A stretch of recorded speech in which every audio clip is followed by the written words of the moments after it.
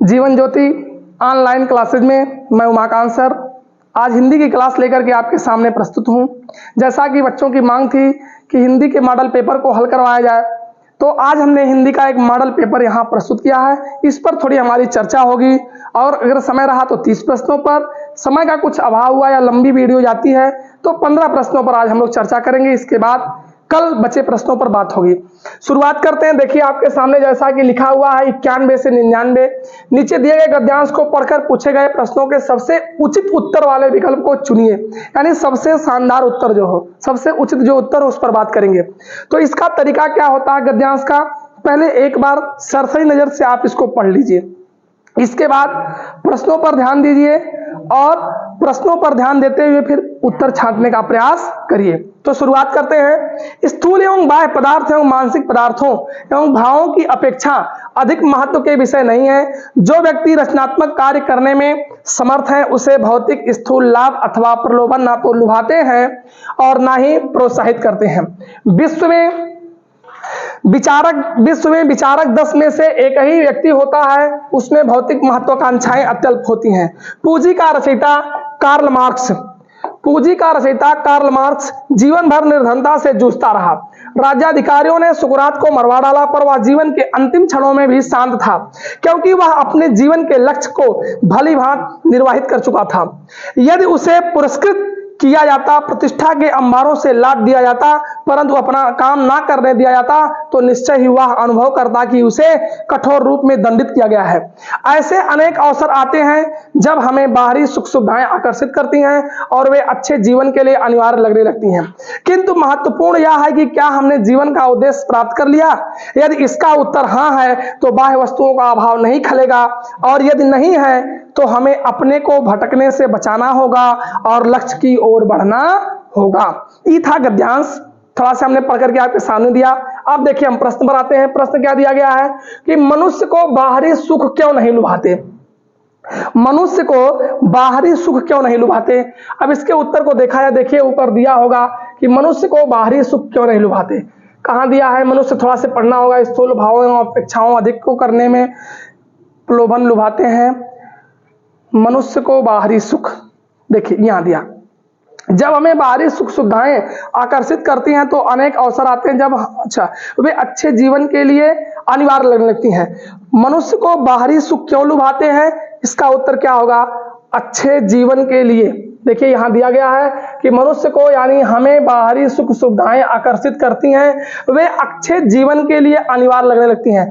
तो इसका सही उत्तर क्या होगा, बिल्कुल सही उत्तर इसका सी होगा, और सब उत्तर बिल्कुल गलत होंगे, क्योंकि संपन्नता के लिए कहीं नहीं दिया गया है, भरे पूरे जीवन के लिए कहीं नहीं दिया गया है, आराम के लिए कहीं नहीं दिया गया है, यानी तीनों ऑप्शन आपके गलत होंगे। इसका साफ उत्तर यहां दिया गया है कि मनुष्य को बाहरी सुख क्यों लुभाते हैं, जीवन के लिए। किस जीवन के लिए, अच्छे जीवन के लिए, यहां इसका उत्तर दिया गया है। ऐसे ही गद्यांश से ही हमें उत्तर छाड़ करके लिखने हैं, इस पर ध्यान दीजिएगा। क्या हो जाएगा इसका उत्तर, अच्छे जीवन के लिए। आगे चलते हैं, आशा करते हैं कि बात समझ में आई होगी। ऐसे ही करना होगा, थोड़ा सा प्रयास करना होगा, छांटना ही होगा उत्तर। तो अब इस बार की परीक्षा ऑफलाइन मोड पर होगी तो आसानी तो होगी ही, क्योंकि ऑनलाइन में समस्याएं होती हैं। अगला प्रश्न है, जो व्यक्ति रचनात्मक कार्य करने में समर्थ है, वाक्य में रेखांकित शब्द के स्थान पर कौन सा शब्द प्रयुक्त नहीं किया जा सकता। कौन सा शब्द प्रयुक्त नहीं किया सकता, दिया है समर्थ। अब यहां ऊपर कहीं गद्यांश में समर्थ शब्द होगा, उसी समर्थ के 3 उत्तर होंगे, यानी समर्थ के 3 पर्यायवाची शब्द होंगे, एक नहीं होगा। यही देना, देखिए उत्तर में यही दिया कि जो व्यक्ति रचनात्मक कार्य करने में समर्थ है, वाक्य में रेखांकित शब्द के स्थान पर कौन सा शब्द प्रयुक्त नहीं किया जा सकता, यानी 3 होंगे, उसका मतलब 3 उसके उत्तर में होंगे और 2 नहीं होंगे। तो इसका उत्तर देखा जाए, देखिए समर्थ का उत्तर, समर्थ का पर्यायवाची क्या होता है, क्षमतावानता, बिल्कुल सही है। इसके अलावा सक्षम भी होता है, बिल्कुल होता है सक्षम। इसके अलावा शक्तिशाली नहीं, शक्तिशाली नहीं, यहाँ शक्तिशाली बलवान की बात आ गई, शक्तिमान जो जिम वाले हैं उनकी बात है। और सामर्थ्यवान, यानी क्षमतावान की पर्यायवाची सक्षम भी है और क्या है, सामर्थ्यवान है। तो ई इसका पर्यायवाची नहीं है। अब सही उत्तर की बात है, क्योंकि नकारात्मक पूछा गया है तो निगेटिव का उत्तर क्या होता है, निगेटिव ही होगा, नकारात्मक होगा, यानी इसका सही उत्तर सी होगा। समर्थ का तीनों जो विकल्प और है वो पर्यायवाची है, परंतु शक्तिशाली उसका पर्यायवाची नहीं है। वही दिया है कि रेखांकित शब्द के स्थान पर कौन सा शब्द प्रयुक्त नहीं किया जा सकता। क्षमतावान भी किया जा सकता है, सक्षम भी किया जा सकता है और सामर्थ्यवान भी किया जा सकता है, लेकिन क्या नहीं किया जा सकता, शक्तिशाली। तो इसका उत्तर क्या हो जाएगा, शक्तिशाली, क्योंकि नकारात्मक पूछा गया है। चलिए आगे बात करते हैं। अगला प्रश्न, प्रतिष्ठा के अंबारों से लाद दिया जाता है, रेखांकित शब्द का तात्पर्य है अंबार। देखिए यहां भी आपको गद्यांश पे जाने की आवश्यकता नहीं है, ऐसे ही सीटेट में व्याकरण पूछे जाते हैं, यही व्याकरण है, अलग से कुछ नहीं आएगा। जब भी व्याकरण आएगा तो ऐसे गद्यांश से ही व्याकरण आपको पर्यायवाची मिल जाएंगे, मुहावरे मिल जाएंगे, कुछ अलंकार मिल जाएंगे, ऐसे यही मिलेगा।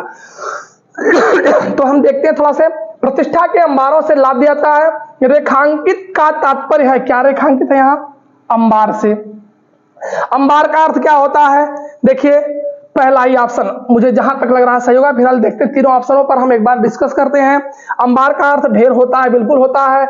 आभार बिल्कुल नहीं होता, आभार हम किसी का आभार करते हैं, यानी किसी को धन्यवाद देते हैं, कोई हमारी मदद कर देता है तो नहीं होगा। कृतज्ञता ये भी नहीं होगा। भार ओजन होगा ही नहीं, यानी अंबार का अर्थ क्या है, ढेर, गांज लगने से है। अंबार लगा देते हैं, कभी कभी सामानों का लगा देते हैं लोग, और तो अंबार का अर्थ किससे लगाया जाएगा, ढेर से। इसका सही उत्तर क्या होगा, ढेर होगा। आगे चलते हैं, अगला प्रश्न देखिए, प्रश्न नंबर 94, भली भांति निर्वाह कर चुका था, उपरोक्त वाक्यांश में क्रिया विशेषण। बहुत अच्छा, बहुत शानदार प्रश्न है, एकदम शानदार व्याकरण का प्रश्न दिया गया है, क्रिया विशेषण। बताइए, पहले आप इस पर देखिए, प्रश्न को ध्यान से समझिए। थोड़ा मैं जल्दी बोलने का प्रयास कर रहा हूं तो घबराइएगा मत, बस मेरी क्या इच्छा है, मेरा उद्देश्य है थोड़ा जल्दी प्रश्नों को हल कर लिया जाए। दिया है कि भली भांति निर्वाह कर चुका था, उपरोक्त वाक्यांश में क्रिया विशेषण है। पहले हम क्रिया छाड़ते हैं, क्रिया क्या है, निर्वाह करना, यहाँ क्रिया है कि नहीं, मूल क्रिया क्या है, मुख्य क्रिया क्या है, निर्वाह करना। अब चुका था, चुकी थी, इसकी सहायक क्रिया हो जाएंगी। अब इस क्रिया की विशेषता क्या है, क्रिया का विशेषण क्या है, क्रिया की विशेषता क्या, थोड़ा सा आप लोग 1 मिनट के लिए, आधा मिनट के लिए समय दे रहा हूं, उस पर दिमाग लगाइए कि क्या हो सकता है क्रिया विशेषण, बताइए। भली भांति क्रिया विशेषण की बात है, इसका उत्तर क्या हो सकता है। चलिए हम बात करते हैं कि विशेषण, किसका विशेषण, क्रिया का, यानी क्रिया की विशेषता क्या है। यहां क्रिया की विशेषता है भली भांति। क्रिया है निर्वाह करना, किसी के कार्य को निर्वहित करना, लेकर के उसे हल करना, उसका सही ढंग से प्रयोग करना, उस कार्य को हल करना इत्यादि हो सकता है निर्वाह करना। अब यहां इसकी विशेषता क्या है, कैसे, भली भांति, अच्छी प्रकार से, तो क्रिया विशेषण इसका क्या हो जाएगा, भली भांति है। बिल्कुल सही है, क्योंकि निर्वाह होगा नहीं, कर चुका था सहायक क्रिया है, भली खाली भली होगा नहीं, और निर्वाह तो यहाँ मुख्य क्रिया है, यानी क्रिया विशेषण क्या है, भली भांति। अगर आपसे पूछा जाए क्रिया विशेषण कितने होते हैं, तो क्रिया विशेषण के भेद कितने होते हैं, 4 होते हैं। कौन कौन, क्रिया विशेषण के 4 भेद होते हैं। एक कालवाचक क्रिया विशेषण, ठीक है, एक कालवाचक क्रिया विशेषण, दूसरा क्या हो जाएगा आपका स्थानवाचक क्रिया विशेषण, तीसरा हो जाएगा रीतिवाचक क्रिया विशेषण। ठीक, कालवाचक हो गया, स्थानवाचक हो गया, रीतिवाचक हो गया, और अंतिम चौथा कौन आएगा, परिमाणवाचक। तो क्रिया विशेषण के कितने भेद होते हैं, क्रिया विशेषण के 4 भेद होते हैं। कौन कौन, कालवाचक क्रिया विशेषण, स्थानवाचक क्रिया विशेषण, और रीतिवाचक क्रिया विशेषण, और परिमाणवाचक क्रिया विशेषण। तो इस प्रश्न का सही उत्तर क्या है, भली भांति। आगे चलते हैं, प्रश्न नंबर अगला देखिए, महत्वाकांक्षा किन शब्दों से मिलकर के बना है। देखिएगा, दीर्घ संधि है, महत्वाकांक्षा में संधि कौन सी है, दीर्घ संधि होगी। पहला शब्द है महत्व धन आकांक्षा, बिल्कुल ठीक लग रहा है, महत्व धन आकांक्षा। अरे महत्व धन कांक्षा, ये तो गलत है, बिल्कुल ये भी गलत है, और इस आधार पे यहाँ ये भी गलत है। बिल्कुल इसका सही उत्तर, सटीक उत्तर क्या होगा, महत्व, ता में यहाँ एक आधा ता ऐसा निशान लगा होगा। बिल्कुल इसका सही उत्तर यही है, पिछली किसी परीक्षा में आप पूछा जा चुका है, ठीक, एकदम सटीक उत्तर इसका यही सही है, तो पहले वाला उत्तर सही होगा। ध्यान दीजिएगा ये कैसे लिखा गया है, ये वाला मामला है। ठीक, यहाँ ऐसे चिन्ह यहाँ नहीं है, यानी आदेता जैसा एक चिन्ह और है, तो इसका सही उत्तर बिल्कुल कौन होगा, ए वाला। इस पर बहुत विशेष ध्यान दीजिएगा। आगे चलते हैं। आसान सा प्रश्न था, लेकिन आसान भी नहीं था, कठिन भी था। भौतिक लाभ किन्हें नहीं लुभाते। अब हमें चलना होगा गद्यांश पर। भौतिक लाभ किन्हें नहीं लुभाते, जो गद्यांश हमने पढ़ा अभी, अब हमको वहां चलना होगा, उस पर बात करनी होगी। चलिए थोड़ा सा हम गद्यांश पर चलते हैं, इसको लेकर के। भौतिक लाभ किन्हें नहीं लुभाते। भौतिक लाभ ठीक है, ऐसे छांटना होगा। आप देखिएगा कहाँ भौतिक लिखा हुआ है। भौतिक महत्वाकांक्षाएं अल्प होती हैं, सुकरात मरवा डालता है इत्यादि। भौतिक लाभ किन्हें नहीं लुभाते, थोड़ा सा एक बार आप लोग भी देखते रहिएगा कि कहाँ दिया गया है भौतिक लाभ। ऊपर है क्या, चलिए यहाँ दिया, उसे भौतिक स्थूल लाभ अथवा प्रलोभन ना तो लुभाते हैं और ना ही प्रोत्साहित करते हैं। किसको, जो व्यक्ति रचनात्मक, देखिए उत्तर इसका यहाँ से चालू होगा, जो व्यक्ति रचनात्मक कार्य करने में समर्थ है उसे भौतिक तथा स्थूल लाभ अथवा प्रलोभन ना तो लुभाते हैं और ना ही प्रोत्साहित करते हैं। तो प्रश्न में आपके दिया है कि भौतिक लाभ किसे नहीं लुभाते, किसे, जो व्यक्ति रचनात्मक कार्य करने में समर्थ है। चलिए हम ऑप्शन पर आते हैं। प्रश्न नंबर कौन सा था, भली भांत हो गया, महत्वाकांक्षाएं, हाँ, भौतिक लाभ किन्हें नहीं लुभाते, बिल्कुल इसका सही उत्तर देखिए वहां दिया गया था कि जो व्यक्ति रचनात्मक कार्य करने में क्या होता है, समर्थ होता है। तो सी इसका बिल्कुल सटीक उत्तर होगा। इसका सबसे शानदार उत्तर कौन सा होगा, सी होगा। आगे चला जाए, आसान होता है गद्यांश, थोड़ा सा ध्यान देने की जरूरत है। प्रश्न नंबर अगला, पूंजी का रचयिता, पूंजी का रचयिता कार्ल मार्क्स कथन से संकेत मिलता है कि पूंजी का अर्थ क्या है। देखिए यहां दिया, बहुत अच्छा प्रश्न दिया है, इस पर थोड़ा सा ध्यान देने की जरूरत है, नहीं तो यह प्रश्न डमाडोल कर जाएगा। क्योंकि पूंजी से हम तुरंत अर्थ धन संपदा से लगा देंगे, जो कि बिल्कुल इसका उत्तर गलत होगा। ठीक है, धन संपदा नहीं होगा। पूंजी का रचयिता यानी पूंजी को रचने वाला, लिखने वाला कौन होगा, तो कार्ल मार्क्स होगा। तो पूंजी क्या है, लिखा गया एक किताब है, एक रचना है। क्या दिया पहला ऑप्शन, एक विचार गलत है, विरासत बिल्कुल गलत है, एक ग्रंथ है। पूंजी क्या है, एक ग्रंथ है, धन संपदा नहीं होगी। देखिए गद्यांश की विशेषता होती है कि जो गद्यांश में कहा गया है हमको उसी को मानना है। यदि गद्यांश में कहा गया है कि आम को नीम, तो आम को नीम ही मानना है, चाहे आपके सामने भले वो क्यों ना हो। ठीक है, तो यहाँ पूंजी एक रचना के बारे में की गई है, ग्रंथ के बारे में बात की गई है कि पूंजी का रचयिता कार्ल मार्क्स। तो यहाँ पूंजी क्या है, एक ग्रंथ है। आगे बात करते हैं, अगला प्रश्न देखिए। विचारकों की एक विशेषता यह है कि उनमें, फिर हमें कहा जाना होगा, गद्यांश पर जाना होगा कि विचारकों की बात मानना है कि उनमें क्या होती है। थोड़ा सा गद्यांश पर चलते हैं। विचारकों की एक विशेषता यह है कि उनमें, विचारकों की एक विशेषता यह है भी, यह क्या दिया, विचारकों की एक विशेषता यह है कि उनमें क्या होती है, उनमें देखा जाए। विचारकों की एक विशेषता यह होती है कि उनमें, विचारक पहले खोजे, विचारक कहाँ दिया गया है। ऐसे ही गद्यांश से छांटते हैं अपराधिकारियों सुकरात ने, ऐसे ध्यान दीजिएगा। विचारक, विचारक, विचारकों की एक विशेषता है कि उनमें, विचारकों की एक विशेषता है, पढ़ना ही पड़ेगा क्या भाई। स्थूल एवं मानसिक अपेक्षा रचनात्मक कार्य करने से भौतिक प्रलोभन ना तो लुभाते हैं। अच्छा, विश्व विचारक 10 में से एक ही व्यक्ति होता है, उसमें भौतिक महत्वाकांक्षाएं क्या होती हैं, अत्यल्प होती हैं। देखिए सॉरी, यहाँ भौतिक महत्वाकांक्षाएं क्या होती हैं, अत्यल्प। मुझे लग रहा है ऑप्शन में था। चलिए हम आते हैं ऑप्शन पर अपने। विचारकों की बात थी, प्रश्न नंबर कौन सा था, भौतिक लाभ, पूंजी हो गया। विचारकों की एक विशेषता यह है कि उनमें, उनमें क्या, रचनात्मक कार्य करने की भौतिक महत्वाकांक्षाएं अत्यल्प, अत्यल्प मतलब कम होती, दिया तक नहीं, वहां लिखा था कि भौतिक महत्वाकांक्षाएं क्या होती हैं, अत्यल्प होती हैं। अति और अल्प, कौन सी संधि इसमें है, यणस्वर संधि है। अति और अल्प यानी थोड़ा में भी बहुत थोड़ा यानी कम, तो भौतिक महत्वाकांक्षाएं कितनी होती हैं, कम होती हैं। विचारकों की एक विशेषता यह है कि उनमें भौतिक महत्वाकांक्षाएं कम होती हैं। अगला प्रश्न देखिए, प्रश्न नंबर 99। सुकरात को अपना काम ना करने देने की स्थिति में क्या दिया था, कठोर दंड जैसी प्रतीत होती है। क्योंकि देखिएगा, इसको ध्यान देते हैं, इसका उत्तर क्या होगा, थोड़ा सा आप ध्यान दीजिएगा। इसका उत्तर क्या होगा भाई, चला जाए फिर देखा जाए। चलिए आगे चलते हैं, वहां पर क्या होगा इसका उत्तर। प्रश्न यही था कि सुकरात को अपना काम ना करने देने की स्थिति में कठोर जैसी दंड स्थिति प्रतीत होती है। सुकरात को अपना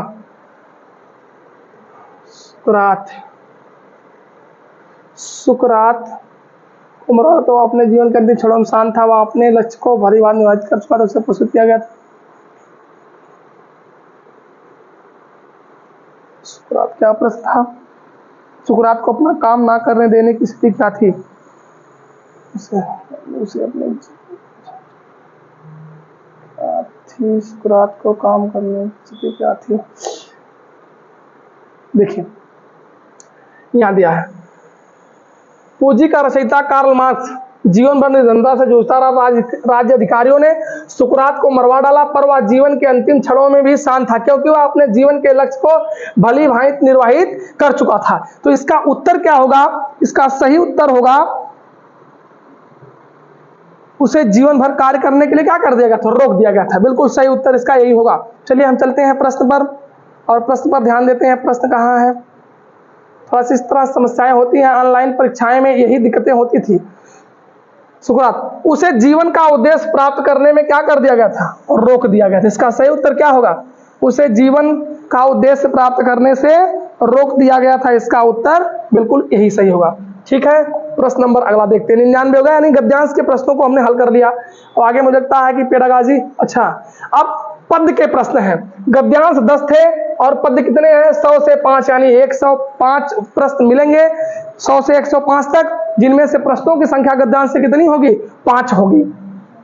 रोना और मचल भी जाना क्या आनंद दिखाते थे, बड़े बड़े मोती से आंसू जयमाला पहनाते थे। मैं रोई, माँ काम छोड़कर आई मुझको उठा लिया, झाड़ पोंछ कर चूम चूम कर गीले गालों को सुखा दिया। आजा बचपन एक बार फिर दे दे अपनी निर्मल शांति, व्याकुल व्यथा मिटाने वाली वह अपनी प्राकृत विश्रांति, वह भोली सी मधुर सरलता, वह प्यारा जीवन निष्पाप, फिर क्या आकर मिटा सकेगा तू मेरे मन का संताप। मैं बचपन को बुला रही थी, बोल उठी बिटिया मेरी, नंदन वंशी फूल उठी या छोटी सी कुटिया मेरी।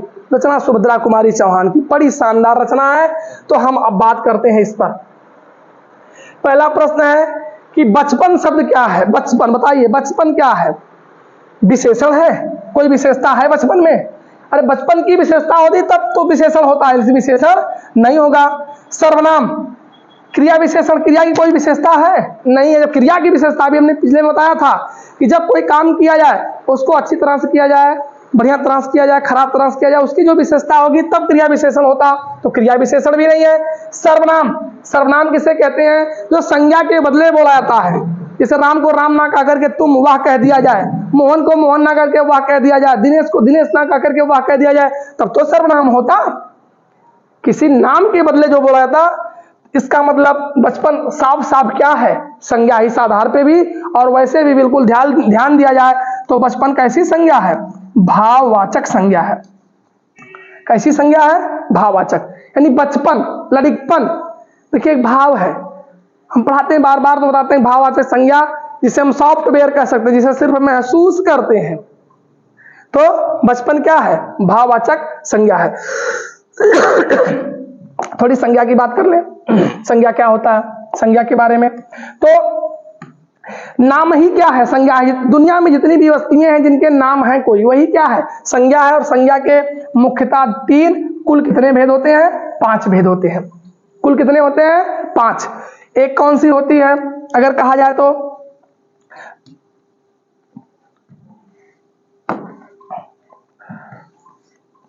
व्यक्तिवाचक संज्ञा, कौन सी, व्यक्तिवाचक संज्ञा। दूसरी जातिवाचक संज्ञा, तीसरी भाववाचक संज्ञा। ये 3 आपकी मुख्य संज्ञाएं। इसके बाद फिर पदार्थवाचक संज्ञा, या इसी पदार्थवाचक को, एक तो पदार्थवाचक हो गई, और अंतिम कौन सी है? पदार्थवाचक के बाद एक होगी आपकी पदार्थवाचक, व्यक्तिवाचक, जातिवाचक, भाववाचक, पदार्थवाचक और समूहवाचक। पदार्थवाचक को ही एक और नाम के द्वारा जाना जाता है, द्रव्यवाचक। तो 5 आपकी संज्ञाएं हो गई, ठीक है। और उनमें से बचपन कैसी संज्ञा है? भाववाचक संज्ञा है। आगे चला जाए, प्रश्न हो गया कि बचपन कैसा है? भाववाचक संज्ञा।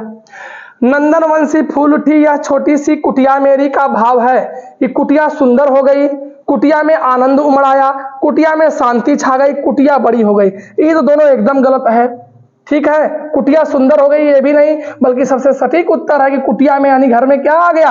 आनंद आ गया। किसके आने पर? बच्ची के आने पर, बचपन के आने पर। इसका सही उत्तर क्या आ जाएगा? कुटिया में आनंद उमड़ गया। अगला प्रश्न देखिए, मिटा सकेगा तू मेरे मन का संताप, उक्त पंक्ति में तू किसे कहा गया है? बताइए। सही, बहुत अच्छा प्रश्न है, बहुत शानदार प्रश्न है, ध्यान दीजिएगा। बचपन को कहा गया है, कवि को कहा गया है, पाठक यानी पढ़ने वाले को कहा गया है, या बच्चों को कहा गया, बच्चे को कहा गया है। तो तू किसे कहा गया है? कविता किसके प्रति है? बचपन के प्रति है। इसका सही उत्तर क्या होगा? बिल्कुल इसका सही उत्तर क्या होगा? बचपन होगा, ठीक है। इसका सटीक उत्तर आपके सामने जो होगा कौन सा होगा? बचपन होगा। आगे चला जाए, प्रश्न नंबर 103, ठीक है। इसका सटीक उत्तर क्या होगा? बचपन। आगे चलते हैं, कवियत्री। देखिए एक प्रश्न तो आपके सामने यही है, मान लीजिए सी टेट में ना पूछा जाए, लेकिन यूपी टेट में हमेशा पूछाता है कि कवियत्री लिखिए या कवियत्री शुद्ध है इसमें से। तो शुद्ध कवियत्री यही है, कवियत्री, ठीक है। और देने के लिए दे देता है, उसमें ऑप्शन कई दे देंगे, कवियत्री दे देगा, ऐसे दे देगा, एक ऑप्शन ऐसे बना करके दे देगा, एक और मान लीजिए यहाँ ई की मात्रा यहाँ ना लगाएगा, ऐसे कई ऑप्शन बना देगा। लेकिन शुद्ध क्या होता है? कवियत्री होता है। इसको ध्यान दीजिएगा। कवियत्री अपने बचपन को क्यों बुलाना चाहती है? अपनी बिटिया की याद में, बचपन के आनंद की याद में, बचपन के खेलों की याद में, अपनी माँ की याद में। बताइए इसका सही उत्तर बताइएगा। 103 नंबर प्रश्न का उत्तर बताइए। अपनी बिटिया की याद में नहीं, अब बचपन के आनंद की याद में बिल्कुल सही उत्तर है, बचपन के खेलों की याद में नहीं, ये भी नहीं। इसका सही उत्तर है कि बचपन की याद में। वाकई मित्रों, बचपन हमारा बचपन होता है। वे दिन क्या दिन होते हैं जब हम गांव में खेलते हैं या फिर अपनी दादी से कहानियां सुनते हैं, माँ से कहानियां सुनते थे, लेकिन अब वो वापस नहीं आने वाला। इसलिए बचपन जैसा सुनहरा समय तो कोई होता ही नहीं। जहां बैठ जाइए वहीं मोदी जी का शौचालय योजना शुरू, कोई धोइबे करेगा, आकर के साफ करबे करेगा। क्या बचपन होते हैं, कितनी शानदार स्थितियां होती थी। तो उसी को कहा कि बचपन की आनंद की याद में सिर्फ हमें भोजन की जरूरत है, भोजन मिल गया, इसके बाद कोई उलझन नहीं होती है। लेकिन बड़ा होने के बाद पैसे कमाना है, भाग दौड़ जिंदगी, इधर जाना उधर जाना, इनको देखना उनको देखना, सारी समस्याएं होती है। तो वही कवित्री ने लिखा कि अपने बचपन को क्यों बुलाना चाहती है? क्योंकि बचपन के आनंद को क्या कर रही थी? याद कर रही थी। इसका सही उत्तर क्या आ जाएगा? बचपन की आनंद की याद में। बच्चे की आंखों से निकलते आंसुओं को देखकर क्या अनुभूति होती है? देखिएगा, सही इसका उत्तर बताइएगा। अगर बच्चे की आंखों से आंसू निकलते हैं तो आंसुओं को देख करके क्या अनुभूति होती है? सुख की? बिल्कुल नहीं। विजय की? एकदम नहीं। प्यार की? ये कुछ ठीक लग रहा, आगे कह दिया कष्ट की? नहीं, कष्ट नहीं, बिल्कुल किसकी अनुभूति होती है? प्यार की। हम लोग बच्चों को जाकर के दुलारने लगते हैं, उनसे बातें करने लगते हैं, पुचकारने लगते हैं, प्यार उमड़ जाता है, कष्ट की अनुभूति नहीं होती। तो इसका सही उत्तर क्या होगा? प्यार की अनुभूति होती है। प्रश्न नंबर अगला देखिए, व्याकुल व्यथा मिटाने वाली शब्द में प्रयुक्त व्याकुल व्यथा मिटाने वाली पंक्ति में प्रयुक्त अलंकार है। इसमें अलंकार कौन सा? देखिएगा, रूपक अलंकार नहीं। जब रूपक वहां होता है जहां उपमेय और उपमान में कोई भेदभाव नहीं होता। जैसे कह दिया जाए कि मैया मैं तो चंद्र खिलौना लई हूं, कि हे माता मैं चंद्रमा को ही खिलौना के रूप में लूंगा, ये है आपका रूपक अलंकार। उपमा क्या होता है? जब किसी से तुलना की जाती है। अभी कह दिया जाए कि मैया मैं तो चंद्र सा खिलौना लई हूं, सा उसके जैसा, तब आपका उपमा अलंकार होता। लेकिन चंद्र खिलौना, चंद्रमा को ही खिलौना लूंगा, तब रूपक हो जाएगा। तो यहाँ ऐसा कुछ भी नहीं है, दोनों गायब। अनुप्रास अलंकार, यमक, पहले यमक को देख लिया जाए, हाँ अनुप्रास लगी रहा, अनुप्रास बिल्कुल सही उत्तर। देखिए यहाँ एक वा आया, फिर या आया, फिर वा आया, फिर या आया, यानी इसका सही उत्तर अनुप्रास है, यमक एकदम नहीं मित्रों। यमक को समझ लीजिएगा, कहा जाता है कि शब्द वही पुनि पुनि पर है, अर्थ और ही और, यमक उसे कहते सदा कवियों के सिर मोर। कि शब्द वही पुन पुन पर है। एक ही शब्द कम से कम 2 बार, अधिक से अधिक मारे मारे बार आया तो कौन सा अलंकार होगा? यमक अलंकार। और उसका अर्थ क्या होगा? भिन्न भिन्न होगा, तो वहां यमक अलंकार होगा। लेकिन यहां क्या है कि उत्तर इसका सही क्या होगा? अनुप्रास अलंकार। आज कुछ सेहत भी ठीक नहीं है और मैंने आपसे वादा किया, मुझे लग रहा है कि 15 प्रश्नों को हमने आज गद्यांश और पद्यांश का हल करवा दिया है। कल ही इसका तुरंत मैं गुरुजी से आग्रह करके फिर अगली वीडियो आपको लाऊंगा इसके अगले पार्ट की। तब तक आप ध्यान देते रहिएगा, पूरा मैं इस पर फिर बात करूंगा। और एक छोटी सी बात कर लेता हूं कि रूपक हमने बता दिया, उपमा बता दिया, यमक। यमक की बात हमने किया कि शब्द वही कई बार आया, अर्थ और हो। जैसे कभी कभी बोलाता है कि हरि बोला हरि ने सुना, हरि गए हरि के पास, वे हरि हर ही में हरि हो गए निराश। यहाँ हरि का कई अर्थ है। सारंग सारंग को चली, सारंग आयो धाय, सारंग ने सारंग को सारंग में लियो छुपाए। यहाँ सारंग का कई अर्थ है। देखिए मारे मारे बार सारंग आया ने। ऐसे भी हम ऑप्शन के द्वारा भी उत्तर को लगा सकते हैं। फिलहाल आज के लिए इतना ही। इसके बाद अगली वीडियो कल फिर आपके सामने मैं प्रस्तुत करूंगा। धन्यवाद।